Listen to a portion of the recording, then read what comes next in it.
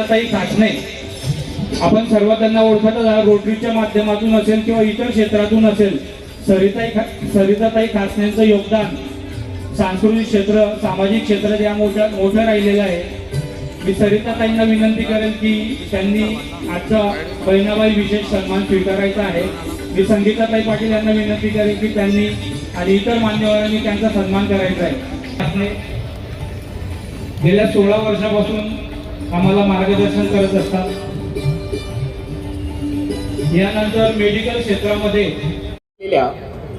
भरारी फाउंडेशन आणि इतरही सर्व क्रीडा आणि इतर सर्व जे स्पॉन्सरर्स आहेत त्यांच्या माध्यमातून होऊ घातलेल्या या बहिणाबाई महोत्सवाच्या 11व्या आवृत्तीमध्ये आज मला इथे पाचारण करण्यात आलं। त्या कार्यक्रमानिमित्त व्यासपीठावर विराजित सर्व जळगावमधले हुजू ऑफ जळगाव म्हणायला हरकत नाही, वेगवेगळ्या क्षेत्रांमध्ये अगदी उत्कृष्ट काम करणारे सर्व व्यक्ती आपल्याला आज या व्यासपीठावरती बघायला मिळत आहेत। आणि मी जळगाव जॉईन केल्यापासून, मला आता 3 महिने होत आहेत जळगाव जॉईन केल्याच्या नंतर, तर मी नेहमी ऐकत होतो की जळगावमध्ये एक कुठला फेस्टिवल असतो जो सगळेजण येतात, सेलिब्रेट करतात, तर तो मला कोणीही सांगायचं की बहिणाबाई महोत्सव होतो। तर मलाही उत्सुकता होती की नेमका कसा असतो। आणि नंतर मग आता दीपक परदेशी साहेब आले, पवन जैन आले, दीपक परदेशी साहेब आले, भरत अमळकर साहेबांनी देखील या कार्यक्रमाचा बऱ्याच वेळेस उल्लेख केला होता। आणि आज तो योग आला आणि आज मी बघतोय तर जशी मला माहिती मिळाली की दररोज आपल्याकडे 25 ते 30 हजार महिला असतील, पुरुष असतील, पूर्ण जळगावचे नागरिक असतील, ते येत आहेत। आणि 250पेक्षा जास्त स्टॉल्स आहेत ज्याच्यामध्ये आपल्या ग्रामीण भागातून आणि शहरी भागातून पण ज्या बचत गटांची चळवळ आहे त्या चळवळीमध्ये उत्कृष्ट जी उत्पादनं तयार होतात त्यांना एक हक्काचं व्यासपीठ इथे उपलब्ध करून दिलं चाललंय। आणि त्यांना त्या माध्यमातून जी विक्रीची संधी मिळते आणि जळगावकरांना एक फेस्टिवलच्या माध्यमात एकत्र येऊन उत्साहाने एक साजरं करण्याचं एक हक्काचं व्यासपीठ मिळतं। त्याबद्दल हा महोत्सव खूपच उत्कृष्ट पद्धतीने गेली 11 वर्ष अविरतपणे चालू आहे, ते मला आता बघायला मिळालं।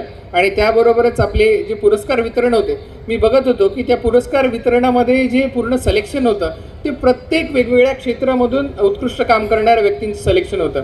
मग तो शिक्षण क्षेत्र असो, इवन ऑटोमोबाईल, इंडस्ट्रीज, आरोग्य क्षेत्र आणि इतरही सर्व क्षेत्रांमध्ये उत्कृष्ट काम करणारे महिला असतील, पुरुष असतील, त्यांना निवडणं आणि त्यांना बहिणाबाई पुरस्कार देणं ही एक खूप चांगली प्रथा जळगावमध्ये पाडलेली मला दिसून आली। आणि अगदी उत्कृष्ट नियोजन आहे, मोठ्या प्रमाणावरती लोकांची व्हिजिट होत आहे, मोठ्या प्रमाणावरती सगळ्यांना या हक्काच्या व्यासपीठावरून आर्थिक उलाढाल करण्याची संधी मिळत आहे। आत्ताच माझं आयोजकांशी बोलणं होत होतं तर ते सांगत होते की यामध्ये आपण बचत गटांची निवड करत असताना पण जी आर्थिकदृष्ट्या ज्यांना मदतीची आणि सपोर्टची गरज आहे अशा बचत गटांना आपण हे व्यासपीठ उपलब्ध करून देत असतो।